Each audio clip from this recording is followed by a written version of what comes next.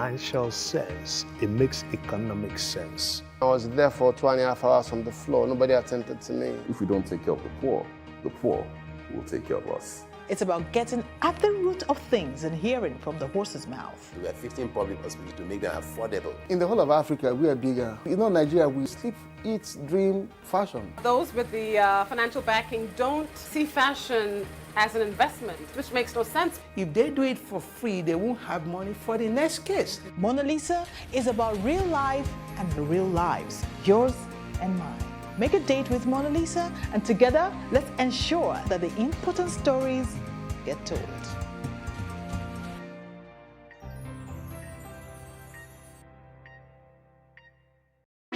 Hey, what's up, guys? You're welcome to another edition of Plus Event, and I remain your host, Ifeoluwa Oshuke. Your absence isn't an excuse anymore, as Plus Events is all you need, as we bring you the glitz, the glamour, and loads of fun. Oh, definitely. Right, no question. He's a living legend.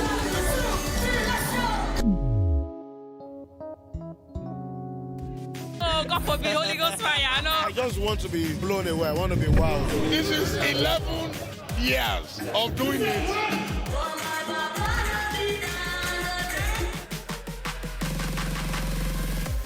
I'm surrounded by so much positivity. No, it's okay. Yo, what's up, my people? It's your boy Starboy Terry. You're watching Plus Event On Plus TV. Stay glued to Plus TV Africa every Saturday and Sunday, 4:30 p.m. West African time.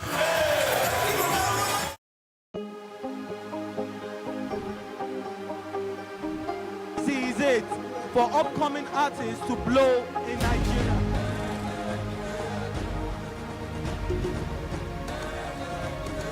Welcome to Plus Trending. I am Vicky November, your host, saying thank you for joining us on today's episode. Welcome back. It's tea time on Plus TV Africa. Practice makes perfect. I'm not perfect yet, but I'm a lot better than I used to be. He's a king. He's entitled to marry 100 if he wants to.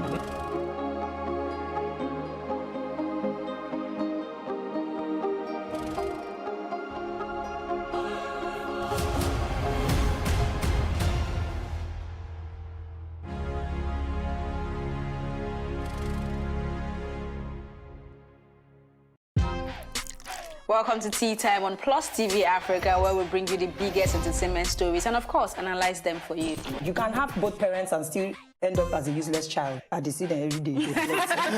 Most times I worry more about where I'm coming from and where I am now, and that determines my next step. Why are you sounding like Alibaba now? Plus TV Africa, we're feeling good. No time to dull, everybody feeling alright.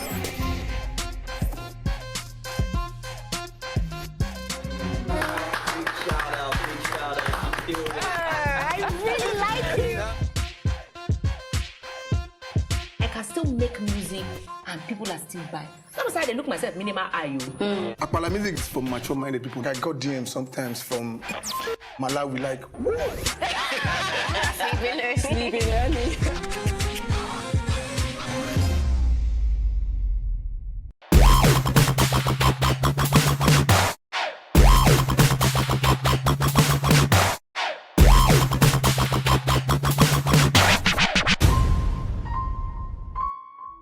When you hear hip-hop, what comes to mind? Ostentatious lifestyle depicted in music videos with half-naked women?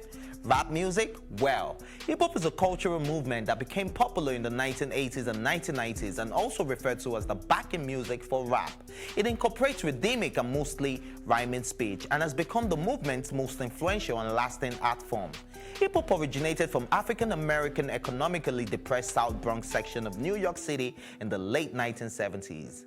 Hip-hop comprises of 4 elements: disc jockeying, rapping or rhyming, graffiti painting, and b-boying, which encompasses hip-hop dance and style and attitude. Our focus is on rap, which is one of the 4 elements of hip-hop. Rap garnered national prominence in the United States of America when Sugar Hill's gang song, Rapper's Delight, was released on an independent African-American-owned label, Sugar Hill. The influential rap pioneers are Grandmaster Flash and the Furious Five, Cold Rush Brothers and Curtis Blow, until the mid-1980s when there was a new wave of rappers and they were referred to as the new school rappers. In the forefront were the likes of Run the MC, LL Cool J, Public Enemy, MC Hammer, Will Smith, NWA, amongst others. This gave rise to gangster rap genre, after a Los Angeles record label built an empire around Dr. Dre, Snoop Dogg, and the late controversial rapper Tupac Shakur. In the hip-hop world, lines will be crossed, words will be exchanged, toes will be stepped on, families will be dragged in, and feelings will be hurt. This is due to the competitive nature of hip-hop, as was evident in the deaths of rap legends Tupac and Biggie. Hip-hop influenced the music scene around the world, and this, of course, includes the Nigerian music scene, bringing along with it its rivalry, popularly referred to as beef. In Nigeria, the beef battle are usually settled with diss tracks and sometimes a few angry rants and bans on social media. There's been enough beef amongst prominent rappers in Nigeria, but the question is it real rivalry or just publicity for clout? The most recent being MI and Vector, but let's take it back. Way back memory lane in 2005, Rugged Man released the song calling out Idris Abdulkarim and a whole lot of other rappers. MI and Kelly Ansem. MI released the track Talk About It, calling out Kelly Ansem, and in another song, I'm Hot remix, he appeared to shade Ansem. Ansem then responded by releasing a song titled Catch Me If You Can. It did not stop there. In the song featuring Ice Prince called Nobody Test Me, he fired shots again at Kelly Ansem, and the latter responded with Chocolate Boys freestyle. MI again, this time with Iceberg Slim. Iceberg Slim released the song Mr. International and he shaded MI on the track. MI responded with Somebody Wants to Die. It didn't stop there. Iceberg released the whole diss track, Am I Better? And MI dropped the track Beef in 2016 and he focused on both Kelly Ansem and Iceberg Slim. Nice and Rugged Man. There was an altercation between the two hip-hop artists over alleged infidelity on the part of Nice's wife, at the time Tony Payne, which involved Rugged Man, and a couple of these songs were released, but the song that really caught people's attention was Talk, I Am Listening. Vector and Reminisce. Vector dissed Reminisce in a song he featured on Kitchen Streets, and Reminisce seemed to respond when he dropped a 1-minute song, Atta. Then Vector released a song from his sophomore album called Distractions, which is apparently a diss song to Reminisce. Vector and AQ. Vector appeared to have shaded AQ in a song, Where is Vector? And AQ replied by shading him on the same beat as Vector's song, Where is Vector? Fast forward to 2019 and shots have been fired between the Mr. Incredible MI and Vector the Viper. It all started when MI and Vector were featured on the track. MI rapped about his status as the king, and Vector's verse in the same song ended with a light-hearted comment that he stays grounded like MI. Woo! At that time, they had only had competition-inspired tension between them. Vector had also made a very popular remix to Ole Ku, Ice Prince's hit. The tension was building. This resulted in subtle call-out after call-out. On Mattel Cypher 2, Purification, MI Abaga threw shade at Vector, claiming to be the king of rap in Nigeria. Vector responded to MI's invitation with the Podge, and it got people talking on social media. The beef was apparent, and MI announced an EP, and Vector replied with Tetracycline, asking MI to a rap battle. MI released the Viper, last addressing Vector, and Vector replied with Judas the Rat. There have been 4 tracks released in this beef. That's Vector's Podge, then Tetracycline. MI came out with the Viper, then Vector finally came out with Judas the Rat.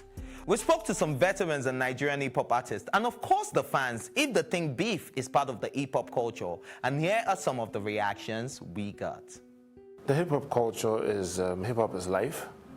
And definitely in life you get all sorts of things. You get love, you get hate, definitely you get beef. So to me, I look at it as I'm looking at a bigger picture. Beef is part of life. So definitely, the culture is life. So yes. Hip-hop has always been a competitive sport, so I believe that at some point people are meant to butt heads, you understand, because one person wants to, there's an imaginary throne that everybody is chasing. Everybody wants to be the best rapper and be the best, at what they're doing. So eventually you butt heads, and I think as for long as it's in a healthy environment and stuff, it's fair, you understand? Like, it's competition. It's like any other sport. It's like, you know, athletics or football. People are always going to butt heads, and there's, like, in the El Clasico, there's always going to be, like, little bits of, you know, anger and stuff, but it's part of the culture, you know. That's how it is. Yeah, I think it's part of the hip-hop culture, of course. You know, it brings out the spark, the entertainment in it. Yes, definitely. From Beef, you get to see one of the best tracks, like Drake's, Pusha T's Added On, Story of Added On, Drake's Back to Back, Jake's Charged Up. You get to see tracks that are based off Beef. So yeah, it's part of the culture. The Performing Musicians Association of Nigeria President Dr. Obi Okudili Kasimir, popularly known as Bombalistic Uncle P, has reacted on October 13, 2019, stating that grudges between Nigerian musicians is unhealthy for the music industry. He said being emotionally immature when composing or writing your song means you cannot control your emotions or reactions towards your colleagues. Is this a wrong representation of hip-hop, or is it all part of the culture? We'll never know. I think I'll leave that for you to answer. Peace.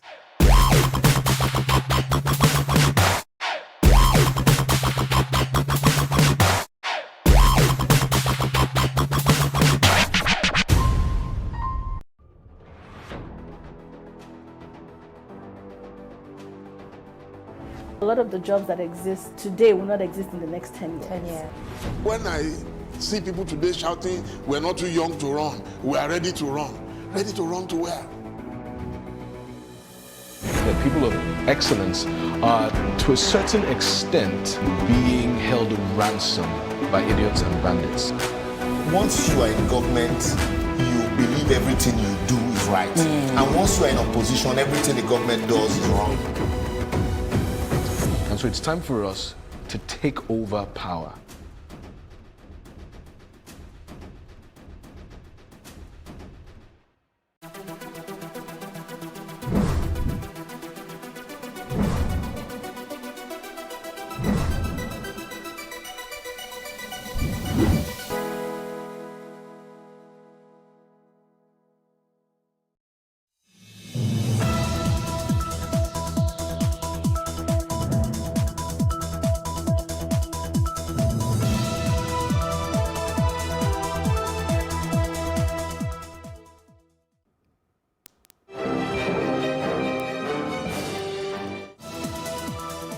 TV African News at this hour. President Buhari nominates Dr. Kingsley Obiora as Deputy Governor of the Central Bank of Nigeria.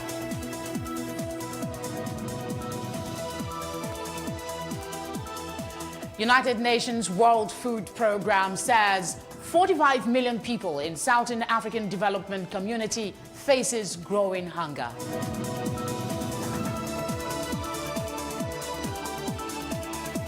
Government watchdog says White House broke the law by withholding aid to Ukraine, approved by U.S. Congress.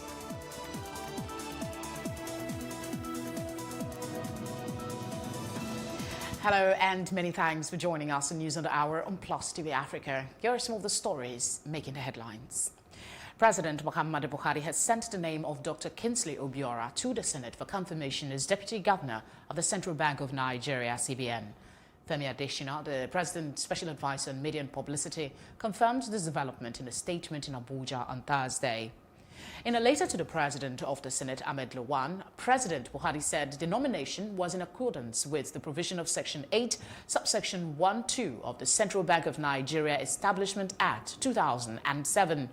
Obiora, upon confirmation by the Senate, replaces Dr. Joseph Nana, who retires on February 2, 2020.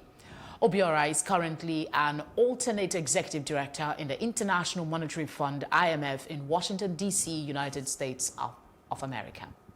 President Muhammadu Buhari on Thursday inaugurated the newly completed Ministry of Women Affairs headquarters building in Abuja. Militants released 3 aid workers and other civilians in northeast Nigeria who had been held hostage since late December, a United Nations official said on Thursday.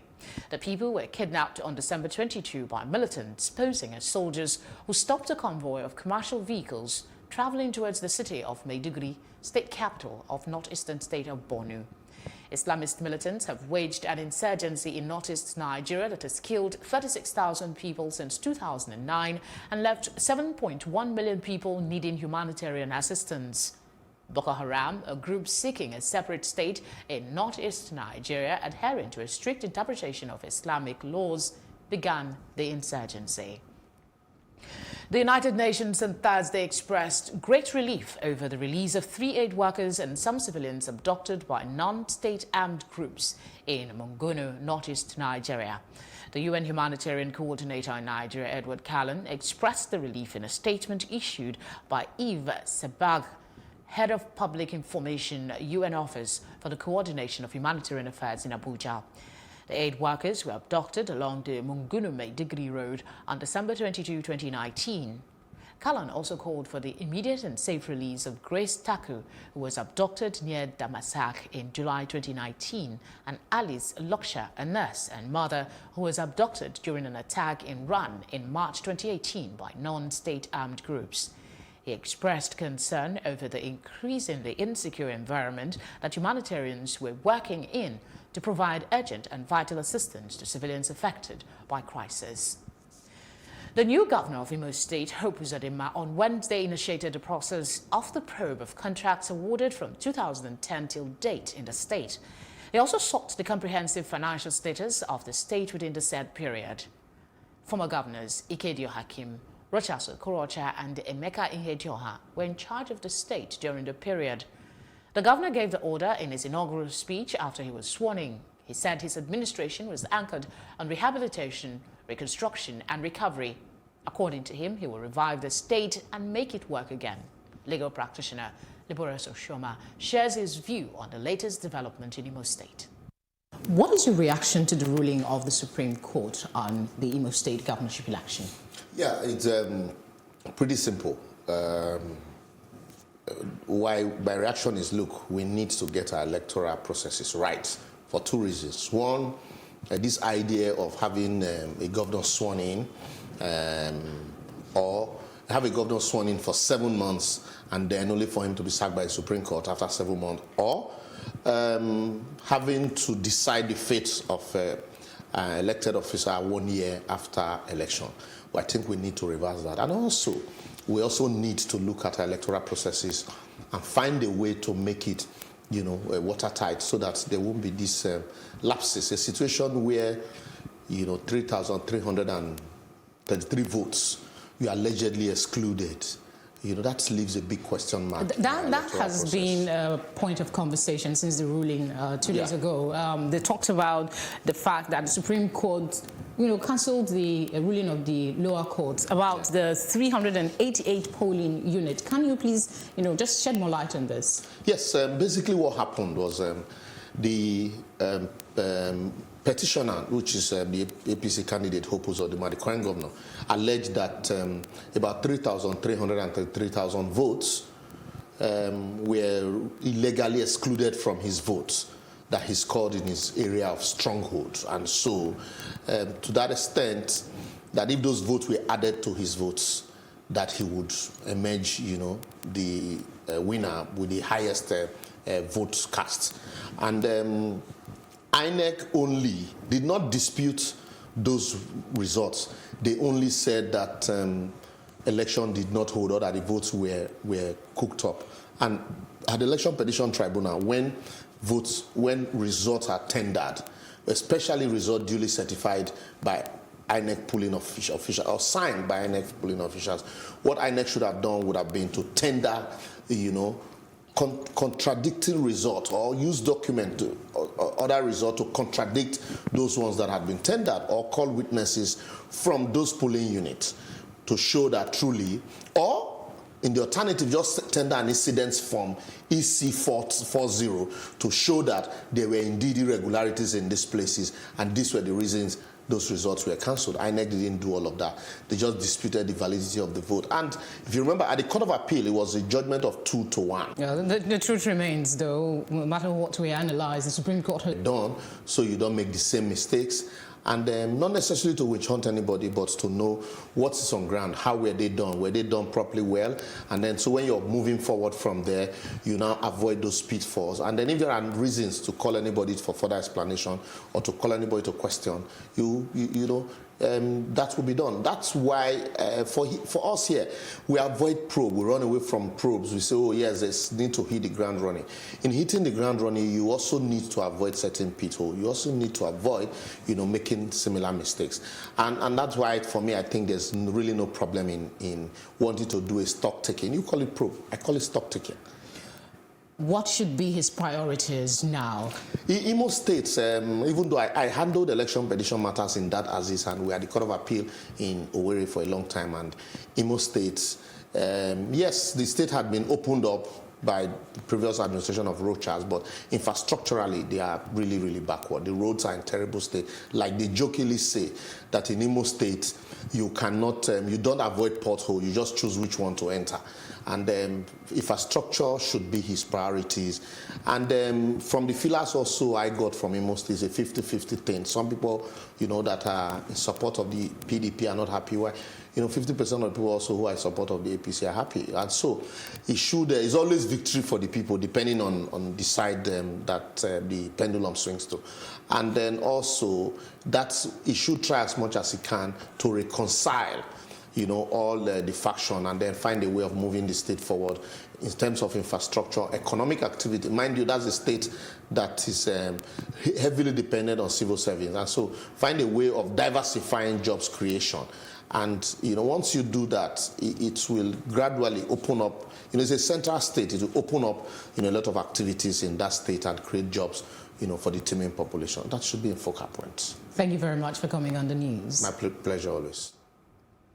The Yobe State Governor, Mai Mala Buni, has approved the payment of 30,000 naira minimum wage to civil servants in the state. He announced this at an event held on Thursday at the government house in Damaturu, the state capital. Governor Buni noted that the state government would commence the payment of the new minimum wage to the workers in January 2020.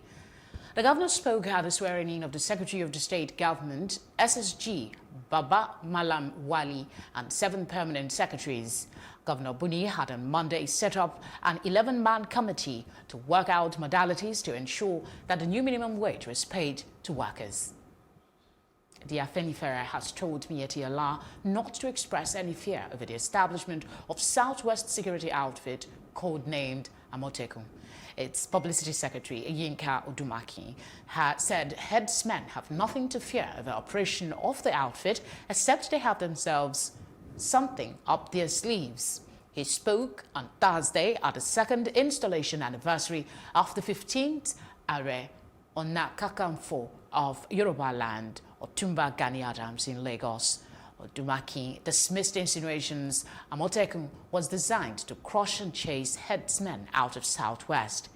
He said Amotekun is meant to protect not only core Yorubas, but anybody plying their trade across the Southwest.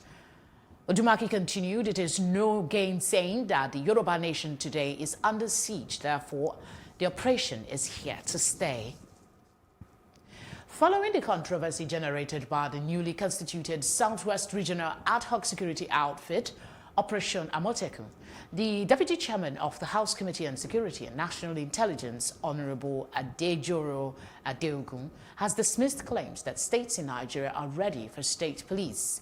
Adejoro spoke to Plus TV Africa in Abuja, saying that state governors have not proven that they can manage a police architecture, as many Nigerians believe they will be used as private army and against their perceived political opponents. You look at her political intolerance. If you create state police, you give the power to the governor. What does he do with it? Does he secure his opponent, or does he use the machinery of the security under his control to intimidate his opponent? Typical example you use is state independent electoral commissions, the state electoral commissions. There is no state where opposition parties win in local government elections. Why? Because it's in the hands of the governors.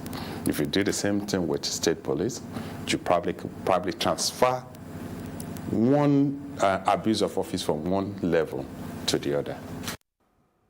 Still talking security, the Nigerian army has reiterated its commitment to bringing an end to the ongoing insurgency in the northeast. The brigade commander of the army's 23 Armored Brigade in Yola, Brigadier General Garba Mohammed, spoke to newsmen as the brigade marked the 2020 Armed Forces Remembrance Day, saying the army is capable of surmounting any challenge being witnessed in the course of bringing an end to Boko Haram. Buhari said that much has been achieved and assured that the army will continue to do more.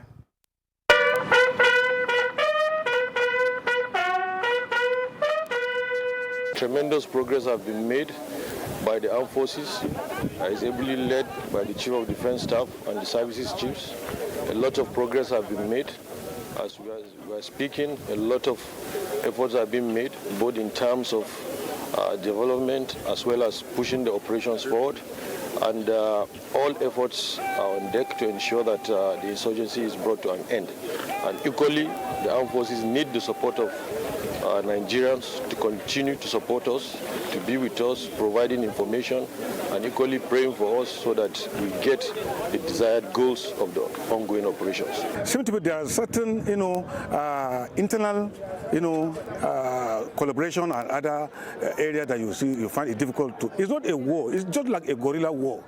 If it is just a war, there's no country that the Nigerian troops go there and they will not succeed. But this problem of Boko Haram seems to be, there are some certain connivance and certain, allies that they are trying to bring problem inside. If you go deep into it, you find out that even some of our people here are contributing. They are, giving information to the enemies.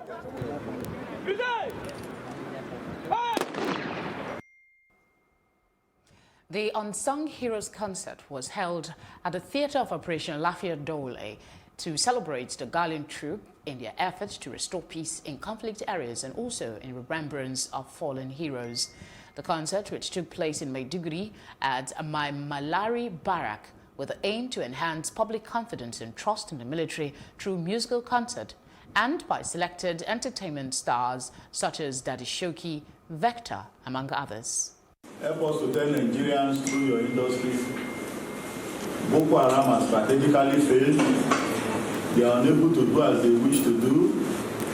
And under my command as the theater commander, Boko Haram is bound to get weaker. Nobody should be afraid to say, okay, Boko Haram has kidnapped some people on the road, or Boko Haram has hijacked one vehicle, or Boko Haram attacked this place or not. That's the bad thing about insurgency. We are all mixed up. There is no front, there is no rear, there is no defined battle line. So they keep sneaking him out, and we are using intelligence to fish them out and go after them. See how the morale of the soldiers and officers will be lifted, and encourage them to continue to do the good work that they have been doing in keeping Nigeria one. I must congratulate the Commander, Theatre Command, for the effort they have put in so far, and we will also urge him to continue to do that, and the Lord will be with you as a team. You see, it's a mixture of young stars from the music industry that we believe will have a direct connection with the youth, and the idea is to ensure that Nigerians do understand the effort that the military is putting in to ensure that the nation is at peace and is in one piece. No go, no. When you come to this environment and you see what our soldiers are doing, and you can see the effort they are putting, sacrificing for the people. And so my coming to this place is to show the soldiers that we love what they are doing, we support what they are doing, and come back and tell the people what we've seen here. But I will not lie for you, I will always talk for broken. Who no go, no go, no. Who no go, no go, no waiting, I see.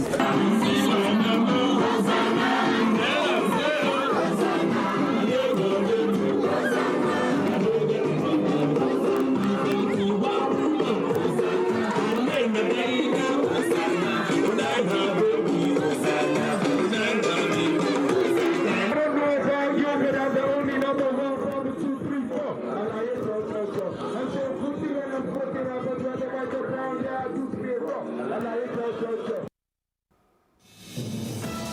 Still ahead, government watchdog says White House broke the law by withholding aid to Ukraine approved by U.S. Congress. These and more when we return from this short break.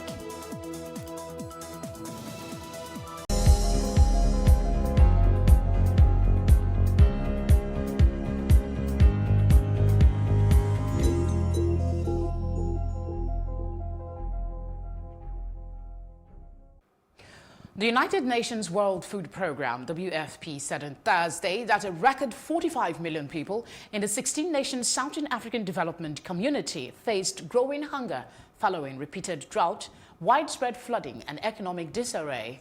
Southern Africa is in the grips of a severe drought as climate change wreaks havoc in impoverished countries already struggling to cope with extreme natural disaster such as Cyclone Idai, which devastated Mozambique, Zimbabwe and Malawi in 2019. Zimbabwe, once the breadbasket of Southern Africa, is experiencing its worst economic crisis in a decade, marked by soaring inflation and shortages of food, fuel, medicines and electricity. This hunger crisis is on a scale we've not seen before, and the evidence shows it's going to get worse. The WFP's regional director for Southern Africa, Lola Castro, said in a statement. Turkey is beginning to send troops into Libya in support of the internationally recognized government in Tripoli, President Tayyip Erdogan said on Thursday, days before a summit in Berlin, which will address the Libyan conflict. Last week, Turkey and Russia urged Libya's warring parties to declare a ceasefire. However, despite talks in Moscow aimed at halting Khalifa Haftar's months-long campaign to seize the Libyan capital, the two sides were unable to reach an agreement when Haftar failed to sign a binding truce on Monday. Up next is our foreign news.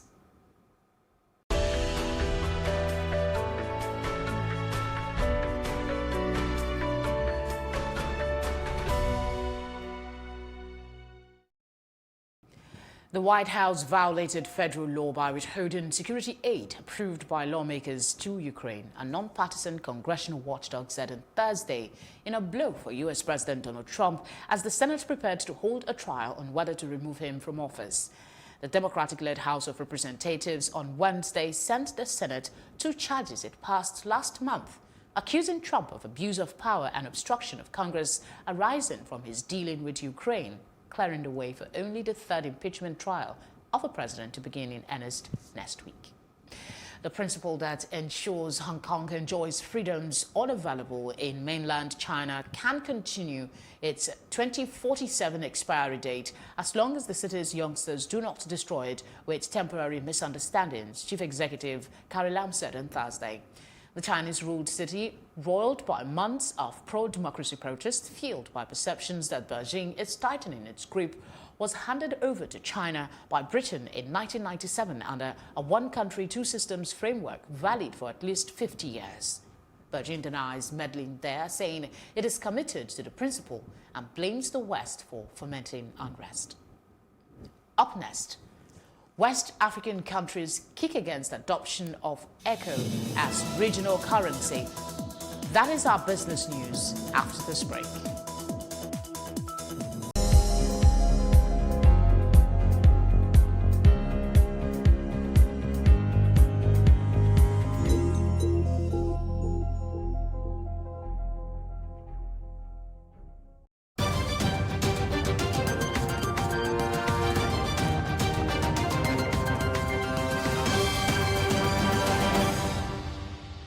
Nigeria and some other West African countries have kicked against the adoption of ECHO as regional currency.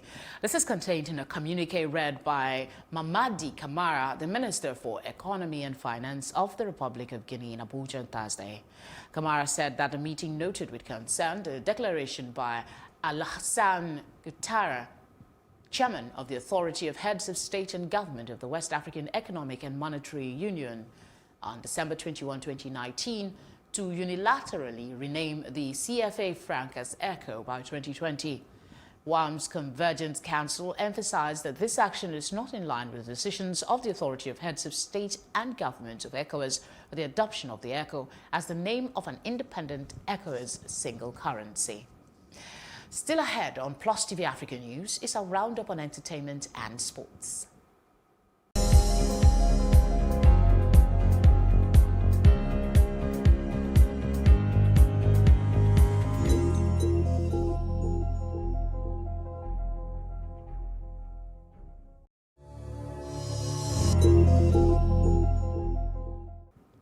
Famous actor and World Wrestling Entertainment protege Dwayne "The Rock" Johnson has lost his father, Rocky Johnson, at the age of 75.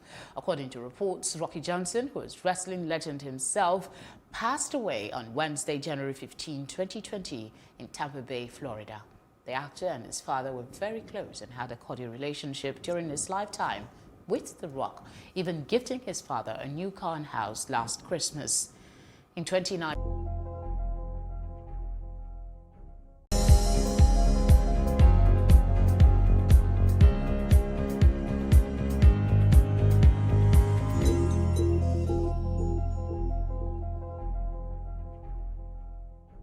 Mona Lisa is all about me. It's all about you. It's all about our stories. The stories that never get told, but ought to. Whereby water transportation does not make financial sense, it makes economic sense. I was there for 2.5 hours on the floor. Nobody attended to me. If we don't take care of the poor will take care of us. It's about getting at the root of things and hearing from the horse's mouth. We have 15 public hospitals to make them affordable. In the whole of Africa, we are bigger. You know, Nigeria, we sleep, eat, dream, fashion. Those with the financial backing don't see fashion as an investment, which makes no sense. If they do it for free, they won't have money for the next case. Mona Lisa is about real life and real lives, yours and mine. Make a date with Mona Lisa, and together, let's ensure that the important stories get told.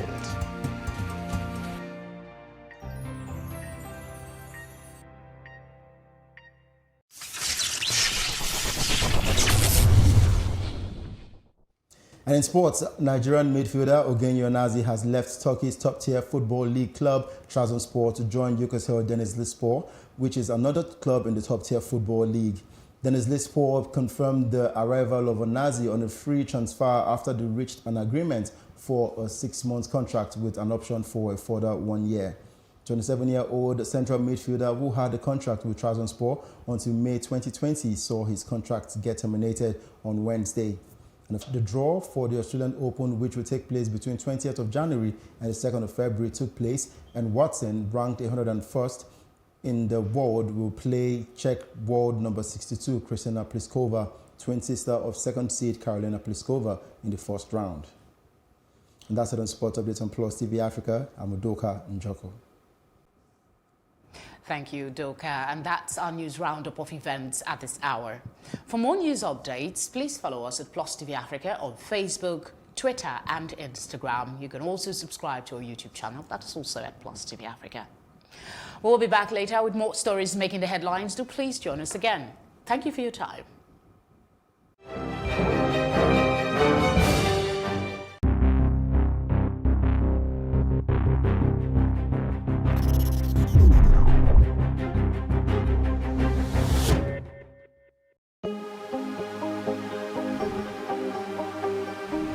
This is it for upcoming artists to blow in Nigeria.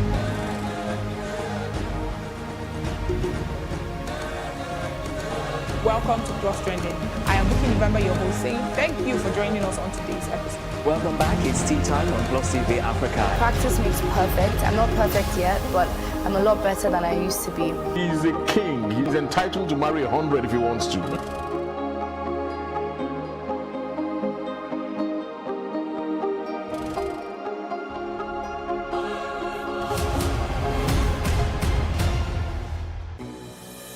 People of excellence are, to a certain extent, being held ransom by idiots and bandits. Once you are in government, you believe everything you do is right. And once you are in opposition, everything the government does is wrong. And so it's... Now, Bassi. He's the co-founder and director of business of Watchman System Solutions Limited, an African technology-driven asset management company.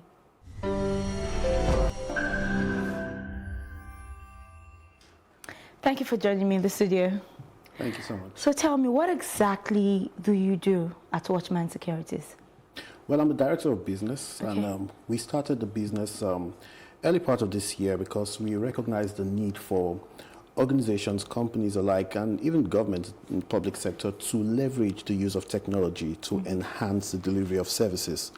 And so we felt that the world has afforded us modern technologies, modern tools that we can use to sort of leapfrog part of those of us in this part of the world, leapfrog us from where we used to be to where we ought to be to become sort of evenly competitive around the world in terms of how we offer our business and services. So that's why we started the company.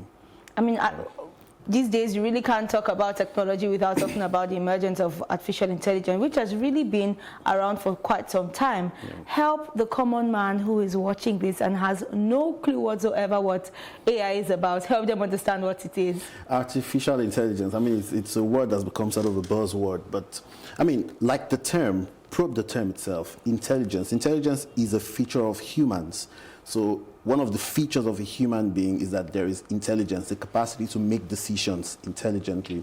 So when it is artificial, it means that a different route to achieving the intelligence which humans have. So with the rise of computers and computing power, developers have found a way to sort of help non-animate systems or inanimate systems, computers, or whatever it is that's, has computing power to make decisions. And that's where artificial intelligence comes in, the capacity for machines, non-human actors, to intelligently make decisions. So that's where artificial intelligence, so that at its primary level, that's what artificial intelligence means.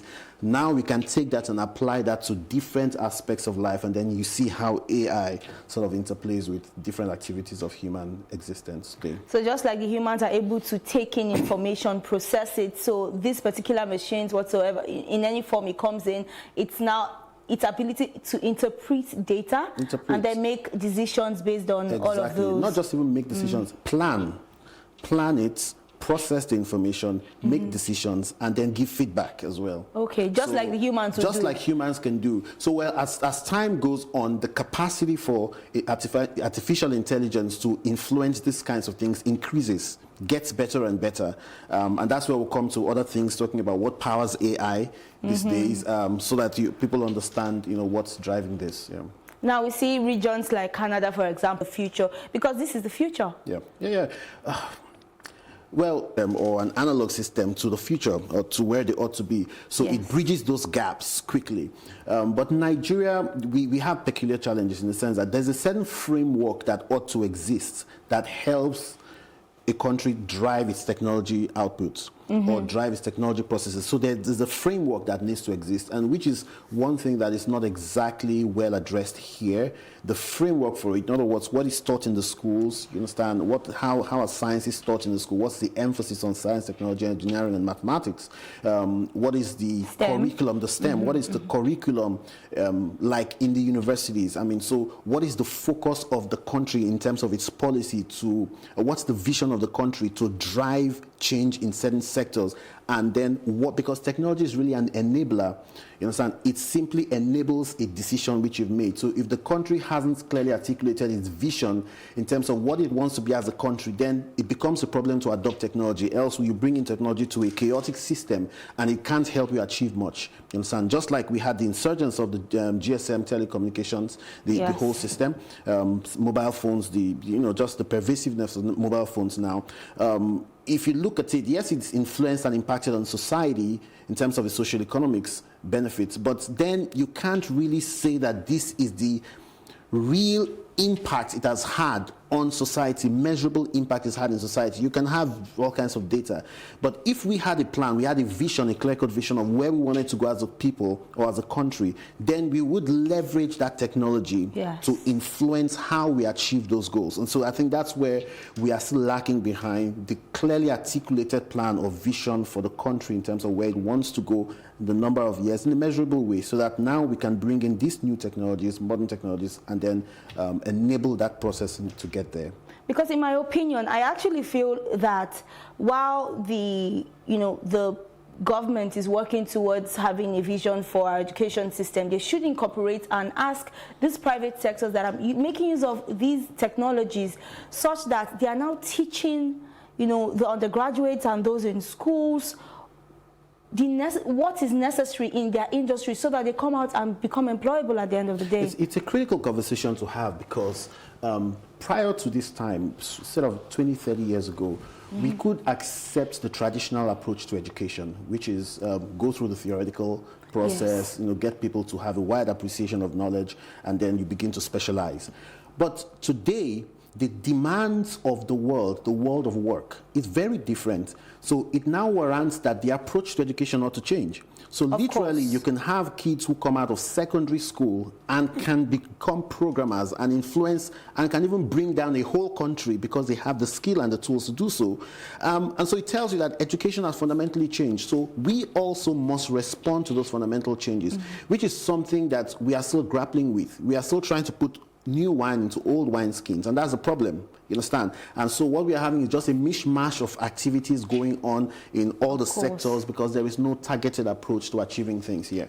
So there needs to be fundamental conversation about how we want our education to be. In fact, what is the goal of the country, and then we address our education system, address our healthcare and all the other sectors so that we can now use the appropriate technologies to enable these systems to achieve our goals as a country. I mean, I just thought to chip that in, but let's talk about where you specialize in, which is in, drones, robotics, CCTVs. Some people are scared, quite a number of people are scared that these technologies will take over their jobs. And at the end of the day, they're just sitting and they're watching robots do what they're supposed to be doing. Yeah. Well, I mean, if I cast people's minds back, you had a whole generation of persons who were trained as typists, secretaries, so they use typewriters and all that stuff. I use typewriters. Use typewriters, yeah. I mean, I never learned how to type, but but people did that. But the issue is now you had that generation of persons. A lot of persons had trained themselves to cross over with the change in society, change in technology, and all that. While there were a couple of persons who didn't. And so they fell out of favor. So nobody wanted to, they were no longer employable. So those kinds of persons, yes, your jobs will be taken over. But for those who want to keep a life of continuous learning, then all you would realize that technology enables, all you basically can do is to retool yourself, re-kit yourself, and then get ready for, now, your basic knowledge which you have, your qualification really gives you an advantage to decide how you want to now hone that craft into something else. If you don't have any skill, then you are in trouble. But if you have a skill, basically what you now need to do is to retool, re-kit, and figure out, okay, with the new technologies, how can I reposition myself? So yes, the rise of AI, technology, robotics, and all that is really influencing the way work is done. And a lot of persons will get thrown out of the labor market because they haven't retooled themselves or re-kitted themselves. So the decision is really on the individual to decide, how do I want to get updated? Even the systems which we all create today, they get updates. Why? Because things change, you understand? So you've got to update. So humans also need to update themselves in terms of their skill. So you can't complain, you can't do anything against change. You can only work for change and work with change. So again, the burden is for persons to get ready, have a mindset that you can't kick against the system. What you can do is to prepare to adapt to the system as it changes. But it has tremendous benefits for you because there are people who, for instance, I had to retool myself. I didn't start out as a technologist. I started out as a musician.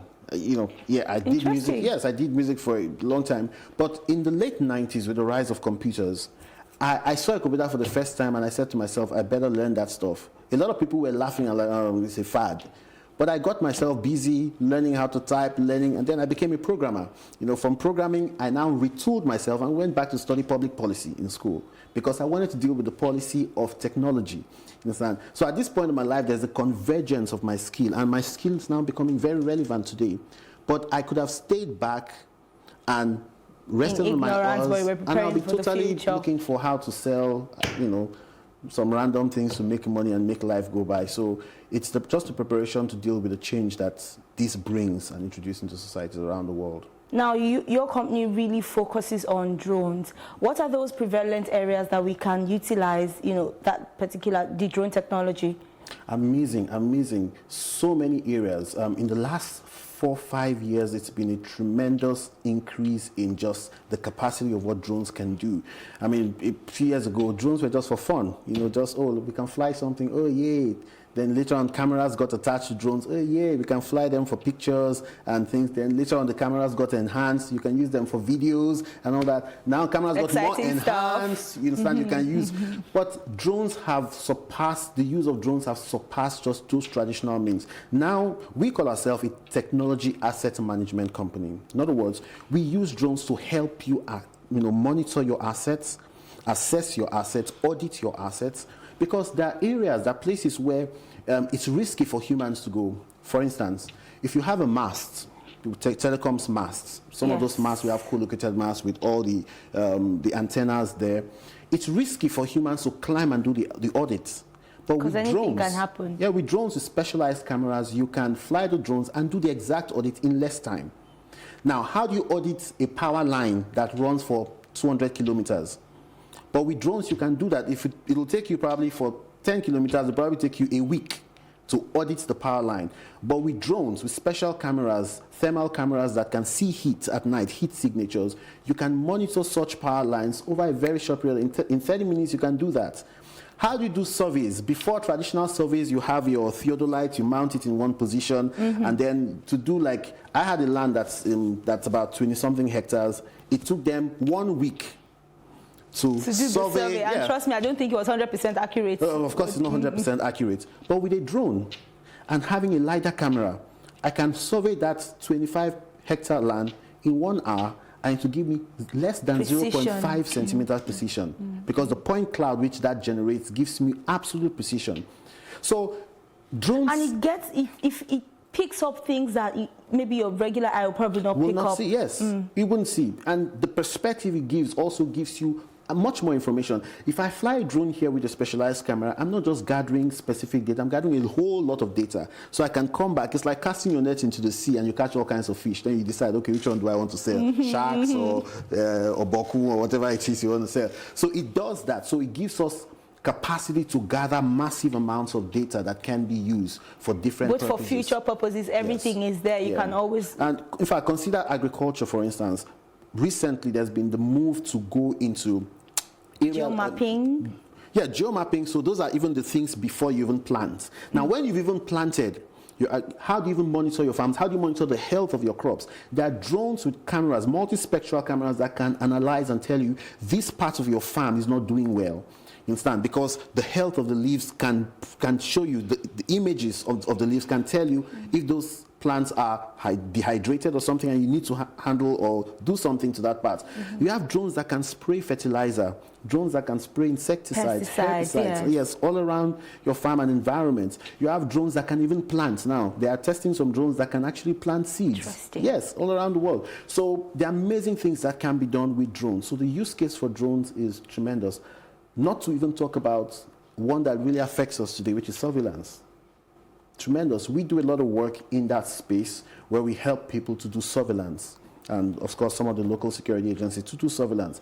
In fact, it reduces the amount of foot soldiers you have to put on the ground to go do surveillance work, because in a short time you can sort of fly a drone over and have a sort of a quick snapshot of the area you're dealing with before you now mobilize men. So it gives you, we try to refer to that as aerial intelligence.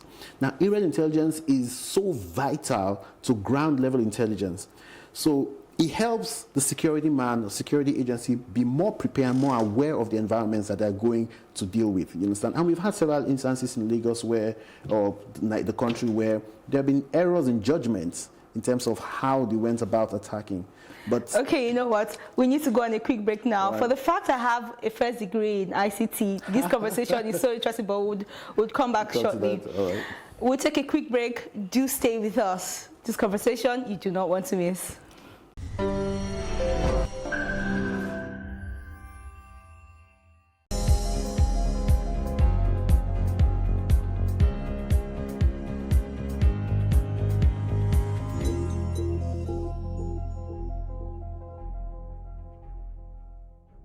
We're fresh into the new year, and The Advocate is marking its 1-year anniversary with a special edition. I didn't know condoms were free. That's the thing. I didn't. Condoms are free? When you're talking about if a case of condom being free or not, I was just saying I have to phone a friend because I'm not really in that department. We have a lot of capacity.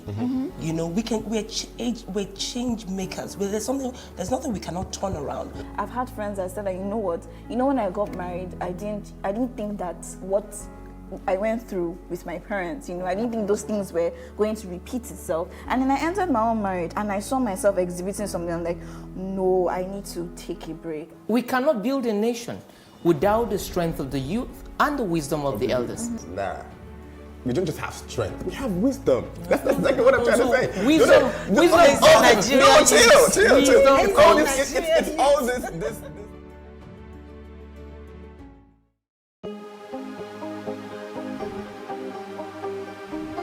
Seize it for upcoming artists to blow in Nigeria.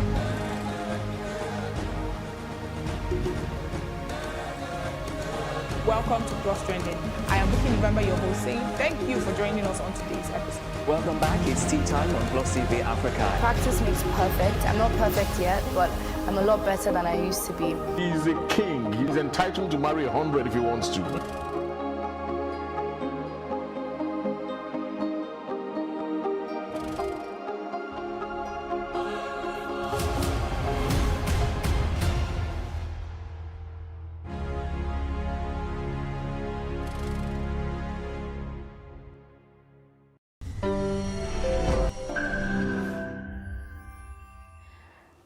Thank you for staying with us. We're still talking with Reginald Bassi. All right, before we went on the break, we were talking about aerial intelligence and its importance here. Yeah, so it is such a critical tool to use now. In fact, I've done a case study of a couple of countries where the security agencies are leveraging, the drone technology to help them be more efficient.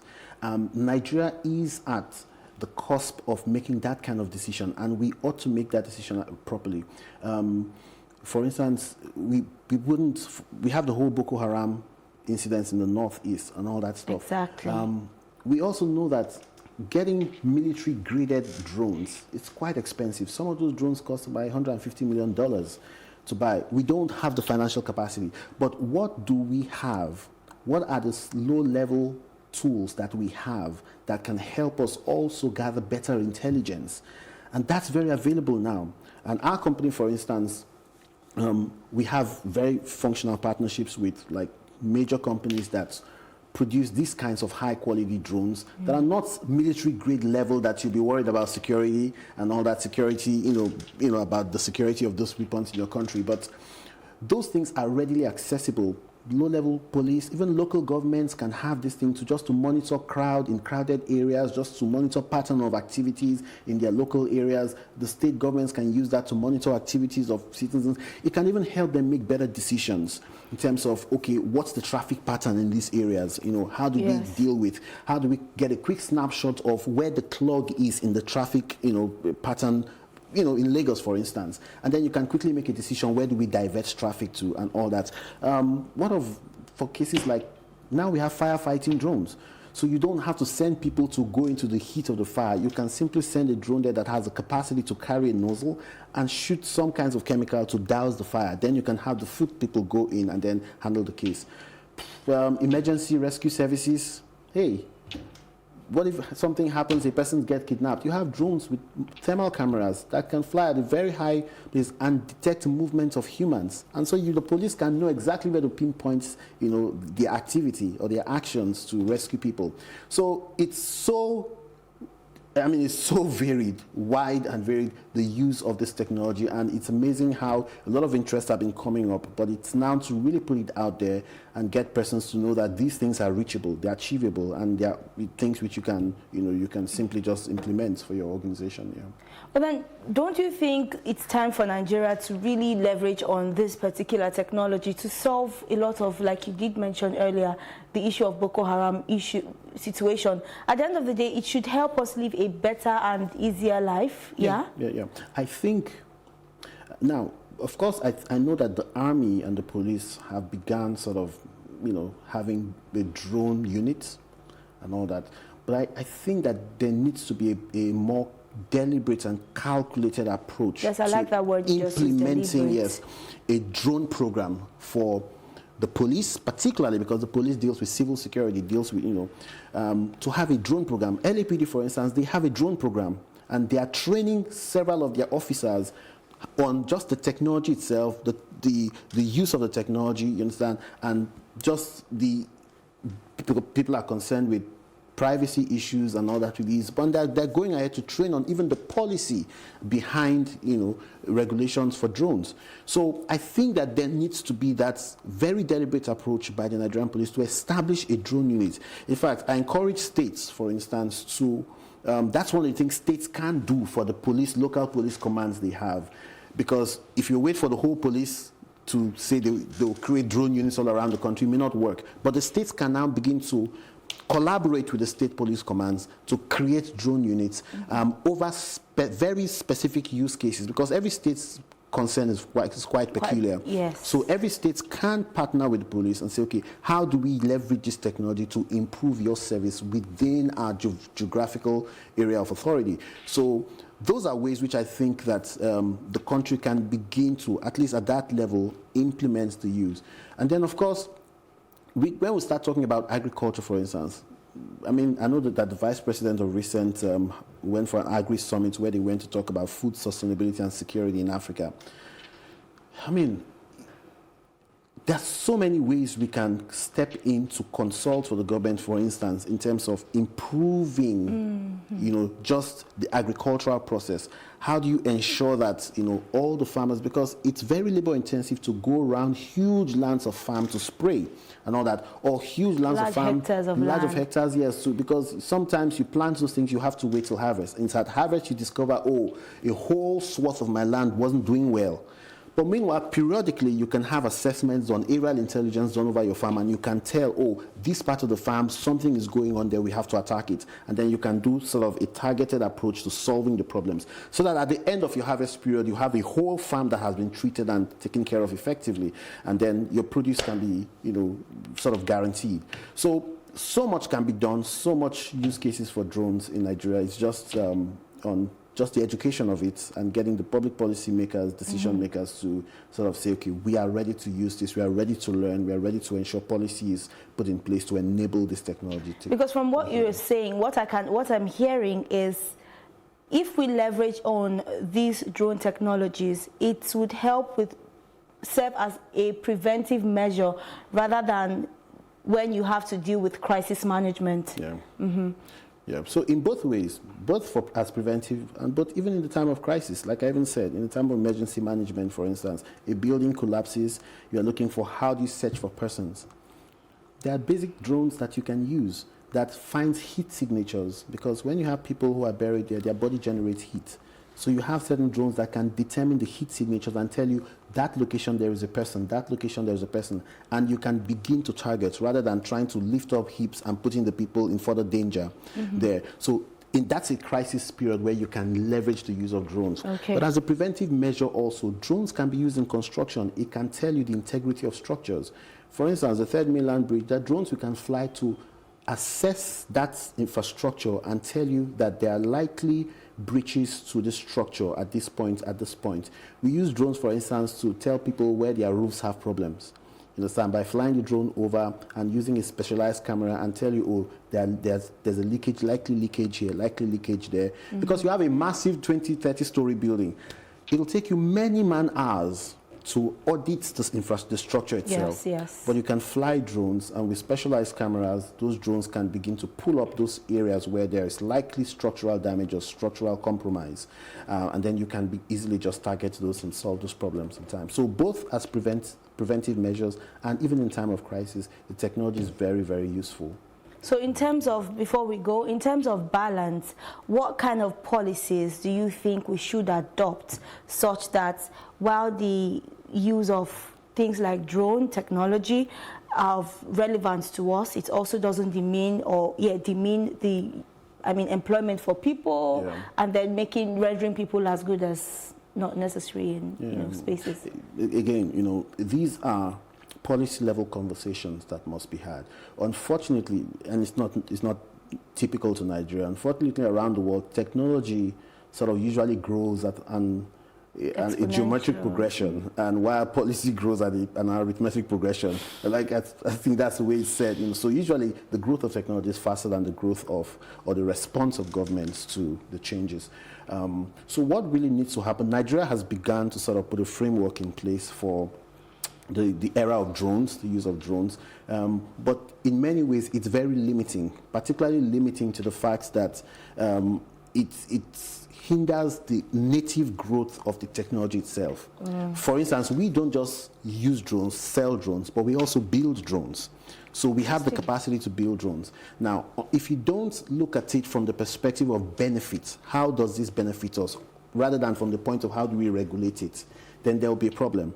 So oftentimes, regulation must start from how do we use this to our benefits, so that that's where you open up the space for even the people whose work is threatened to say, how do I now come into this space and build better skill to use this technology and grow myself to become more relevant in in the 21st century, where more use of technologies will happen. So that's where I think policy needs to look at this in terms of benefits rather than more of regulation. Regulation can... Thank you so much. And that's all on One-on-One. For more educative and informative conversations of this nature, do follow. And I remain your host, Ifeoluwa Oshukeye. Your absence isn't an excuse anymore, as Plus Events is all you need, as we bring you the glitz, the glamour, and loads of fun. Oh, definitely. No question. He's a living legend.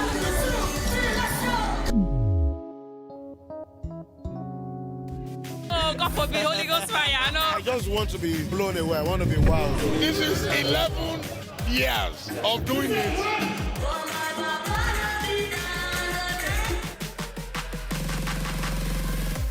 I'm surrounded by so much positivity. No, it's okay. Yo, what's up, my people? It's your boy Starboy Terry.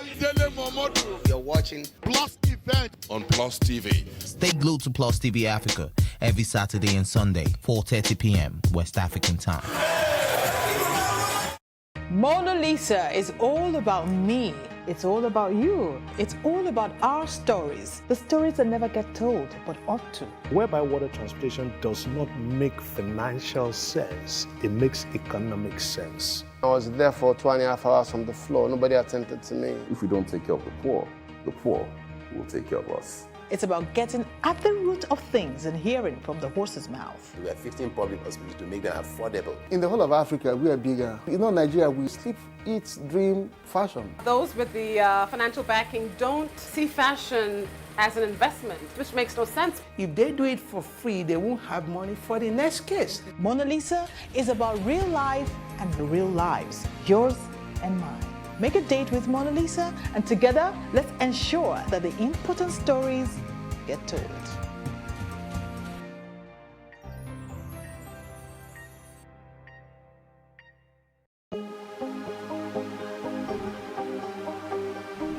This is it for upcoming artists to blow in Nigeria.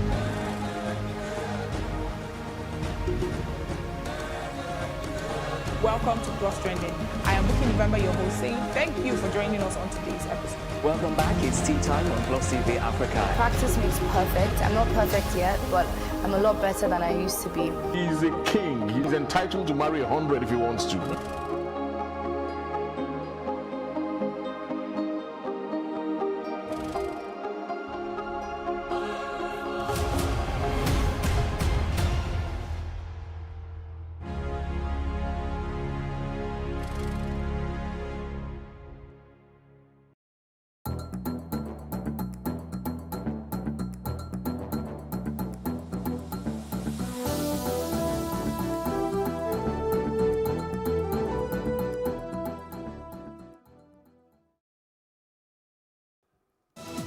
On Top Plus TV Africa news for this hour, President Buhari nominated Dr. Kingsley Isitwa Obiora as a deputy governor for the Central Bank of Nigeria. And United Nations World Food Programme, YAN, say 45 million people for 16-nation Southern African Development Community, they face bad hunger. And government watchdog Yan say White House break the law sake of the Nkolobi aid to Ukraine where they approved by U.S. Congress.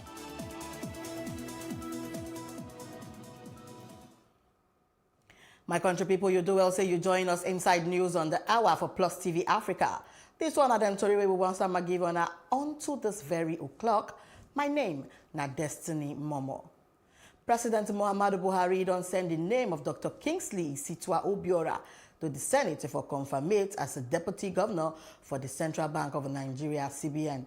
Femi Adesina, the Presido special advisor on top of media plus publicity, he confirmed this development inside statement for Abuja during by Thursday. Inside one letter to the Presido of the Senate, Ahmad Lawan, President Buhari Yan said nomination day in accordance with the provide for Section 8(1)(2) for the Central Bank of Nigeria Establishment Act 2007. Obiora has seen they confirm from the Senate they don't replace Dr. Joseph Nana, we retired during by February 2, 2020. Obiora is currently alternate executive director for International Monetary Fund, IMF, inside the Washington, D.C., United States of America. And President Muhammadu Buhari on Thursday will inaugurate the newly completed Ministry of Women Affairs headquarters building inside Abuja, which as in promise say it will stop child marriage and it will boost girl-child educate for the country. When him in the yarn for the event, is President Yan say, with concern the increasing number of our out-of-school children for the country, say the federal government say it will sustain ongoing efforts to tackle the badness. According by him, now the collective duty of everybody to make sure say mothers of today plus tomorrow they educated and encouraged plus empowered. And United Nations officials say on Thursday, Islamist militants being released 3 aid workers plus other civilians for inside the northeast Obodo Nigeria when they don't hold them onto kidnap since late December. Then say militants when they do like soldiers kidnap the people during by December 22 as they one convoy of one public motor when they travel go the city of Maiduguri when it be the state capital of the northeastern state of Borno. Islamist militants don't do one bege for northeast Nigeria when it killed 36,000 people since 2009 and when it make 7.1 million people where they need of humanitarian assist. And Boko Haram when they be one join body when they look for their separate states inside the northeast Nigeria, they follow one strict interpretation of Islamic laws when they take start the insurgency badness. And the United Nations on Thursday don't express better relief sake of the release for 3 aid workers and some civilians when they abduct or kidnap from non-state armed group inside the Monguno northeast Obodo Nigeria. The UN humanitarian coordinator inside Nigeria, Edward Kalondo, expressed the relief inside statement where they issued by Eve Sabag, head of a public information, UN Office for the Coordination of Humanitarian Affairs inside Abuja.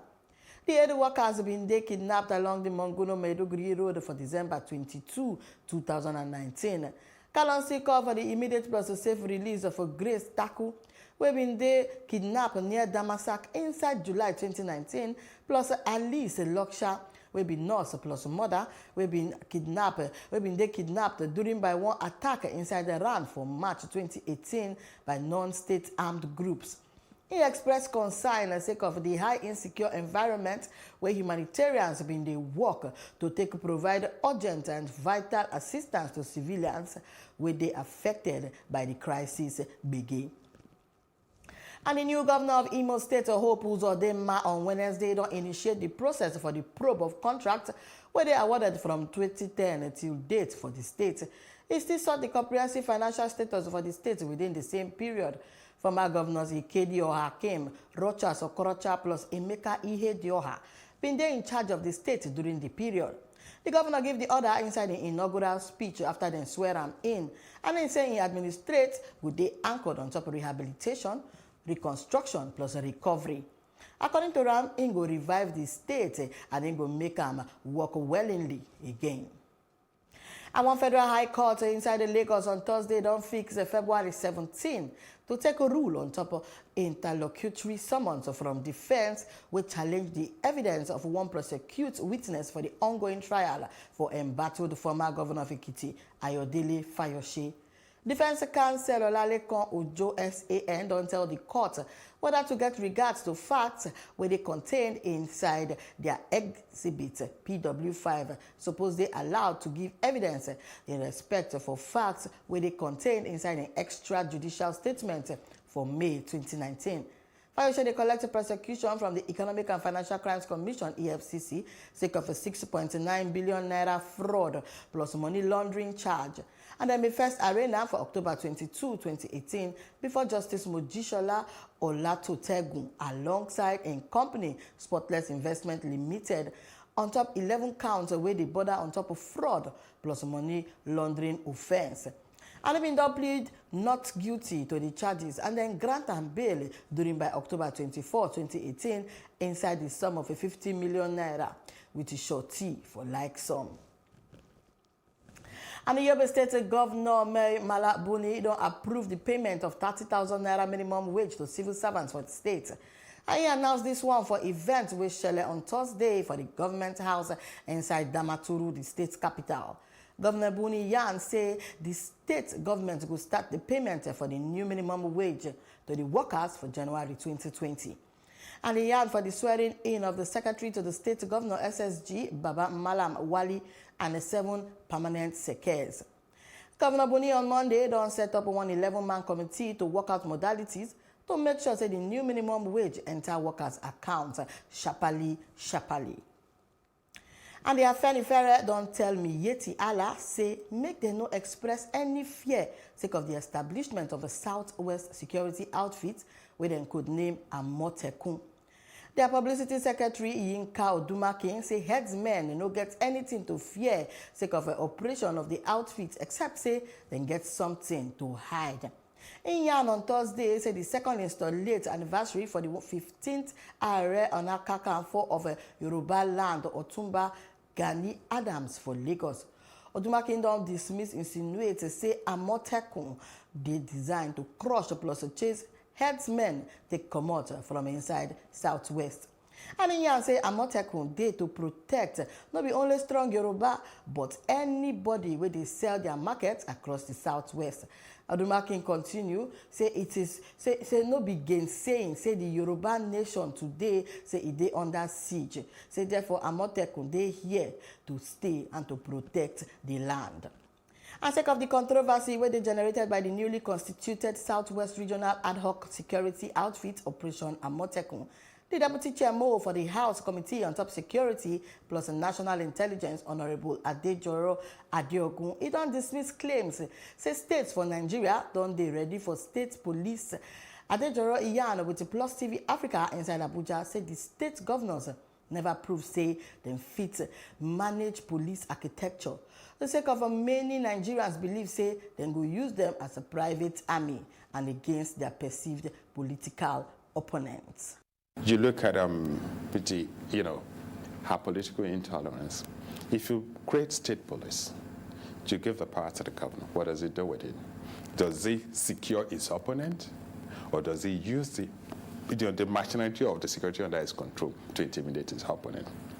Typical example you use is state independent electoral commissions, the state electoral commissions. There is no state where opposition parties win in local government elections. Why? Because it's in the hands of the governors. If you do the same thing with state police, you probably transfer one abuse of office from one level to the other. The Nigerian Army don't repeat their commitment to bring full stop to the ongoing insurgency badness for the Northeast. The Brigadier Commander of the Army 23 Armor Brigade inside the Yola, Brigadier General Garba Mohammed, he yarned to newsmen as the brigade they marked the 2020 Armed Forces Remembrance Day. He said the Army they capable to surmount any challenge where they witness during by when then they put end to Boko Haram. Buhari Yan say many things they don't they achieve plus assured say Army go continue to do more and more goodness.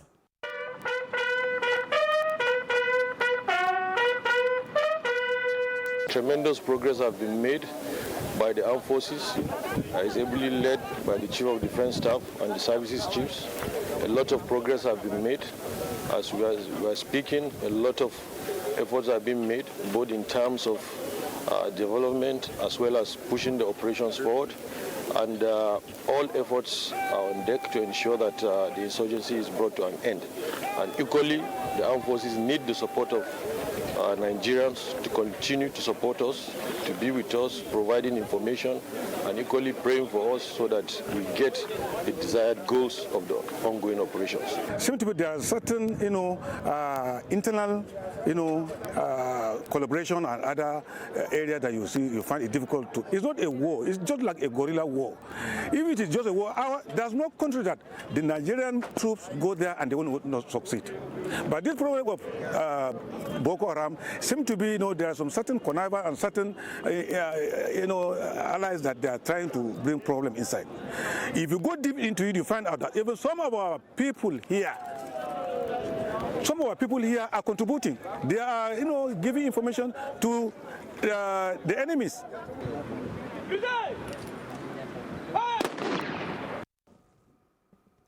Attack this place or not. That's the bad thing about insurgency. The Commander, Theatre Command, for the effort they have put in so far, and we will also urge him to continue to do that, and the Lord will be with you as a team.